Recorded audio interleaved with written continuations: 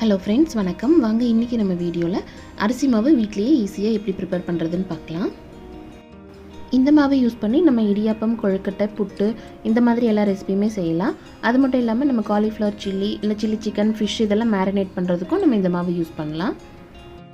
நம்ம ஃப்ரீயாக இருக்கிற டைமில் இந்த மாவு மட்டும் ப்ரிப்பேர் பண்ணி வச்சிட்டோம்னா அதுக்கப்புறம் நம்ம தேவைப்படும் போது அப்பப்போ எடுத்து யூஸ் பண்ணிக்கலாம்.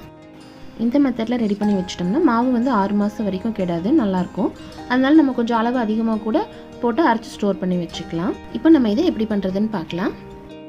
இப்போ ஃபஸ்ட்டு இதுக்கு தேவையான அளவுக்கு பச்சரிசி வந்து க்ளீன் பண்ணி எடுத்துக்கலாம். இந்த மாவு வந்து நம்ம பச்சரிசியில் தான் செய்ய போகிறோம். நம்ம ரேஷனில் வாங்குகிற பச்சரிசி யூஸ் பண்ணி இந்த மாவு வந்து நம்ம ரெடி பண்ணி வச்சுக்கலாம். இப்போ அரிசியை வந்து 3-4 தடவை நல்லா தண்ணி ஊற்றி கழுவி எடுத்துக்கலாம். இது மூழ்கிற அளவுக்கு தண்ணி ஊற்றி ஊற வச்சிடலாம். இது குறைஞ்சது 2 மணி நேரமாவது ஊறணும். இது வந்து ஒரு 4-5 மணி நேரம் கூட ஊற வைக்கலாம். அரிசி வந்து எந்த அளவுக்கு நல்லா ஊறுதோ அந்த அளவுக்கு மாவு வந்து நல்லா சாஃப்டாக இருக்கும்.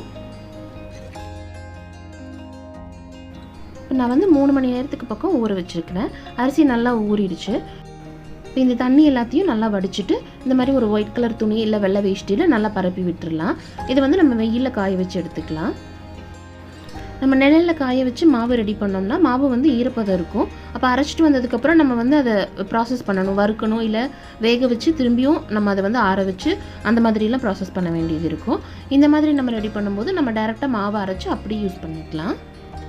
இப்போ அரிசி வந்து நல்லா காஞ்சிருச்சு. நான் வந்து கொஞ்சமாக இருக்கிறதால மிக்ஸி ஜாரில் சேர்த்து அரைக்கிறேன். அளவு அதிகமாக எடுத்துருந்தோம்னா நம்ம மிஷினில் கொடுத்து அரைச்சிட்டு வந்துக்கலாம். நம்ம நல்லா வெயிலில் காய வச்சு அரைக்கிறதுனால மாவு வந்து கண்டிப்பாக 6 மாதம் வரைக்கும் கெடவே கெடாது. நம்ம வெளியிலேயே ரூம் டெம்பரேச்சரில் ஸ்டோர் பண்ணி வச்சுக்கலாம். பாருங்கள், மாவு வந்து அரைச்சாச்சு. நம்ம சளிச்சு எடுத்துக்கலாம். இதையே சல்லடிலேயே 2-3 பிளேட்ஸ் கொடுத்துருப்பாங்க. நம்ம நல்லா ஃபைன் பவுடராக விழுகிற மாதிரி சின்ன ஹோல் இருக்கிற அந்த பிளேட் யூஸ் பண்ணி நல்லா சளிச்சு எடுத்துக்கலாம். இப்போ ஃபஸ்ட் டைம் சளிச்சது போக இந்த மாதிரி மேலே இருக்கிறதெல்லாம் நம்ம திரும்பியும் மிக்ஸி ஜாரில் சேர்த்து 2-3 தடவை இந்த மாதிரி நல்லா ஃபைன் பவுடராக வர வரைக்கும் அரைச்சி எடுத்துக்கலாம். இப்போ எல்லா அரிசியுமே அரைச்சாச்சு. நான் வந்து ஒரு டீ டம்ளரில் 1 டம்ளர் அளவுக்கு அரிசி எடுத்திருந்தேன். எனக்கு இந்த அளவுக்கு மாவு கிடச்சிருக்குது. இப்போ பாருங்கள், நம்ம வெயிலில் காய வச்சு அரைச்சதுனால மாவு வந்து அரைச்சதுமே இந்த அளவுக்கு நல்லா உதிரியாக இருக்குது. இந்த மாவை நம்ம அப்படியே ஸ்டோர் பண்ணிக்கலாம். இதுக்கப்புறம் நம்ம இது எந்த ப்ராசஸும் பண்ண வேண்டியதில்லை. இப்போ சளிச்சது போக இந்த அளவுக்கு குருணை வந்து மீதம் இருக்குது. இது வந்து கொஞ்சமாக தான் இருக்குது. ஒருவேளை அதிகமாக இருந்ததுன்னா நம்ம பொங்கல் செய்யும்போது அதை வந்து யூஸ் பண்ணிக்கலாம். இது மிக்சியில் அரைச்சதால இந்த அளவுக்கு வந்திருக்குது. இதுவே நம்ம மெஷினில் கொடுத்து அரைச்சிருந்தோம்னா இவ்வளோலாம் வராது. இது வந்து ரொம்பவே கம்மியாக தான் இருக்குது. அதனால் இதை நம்ம வந்து வேஸ்ட் பண்ணாமல் கோலப்பொடியோடு மிக்ஸ் பண்ணி வச்சுக்கலாம். இந்த மாவை யூஸ் பண்ணி இடியாப்பம், புட்டு, கொழுக்கட்டை இதெல்லாம் எப்படி பண்ணுறதுன்ட்டு இனி வர்ற வீடியோஸில் பார்க்கலாம்.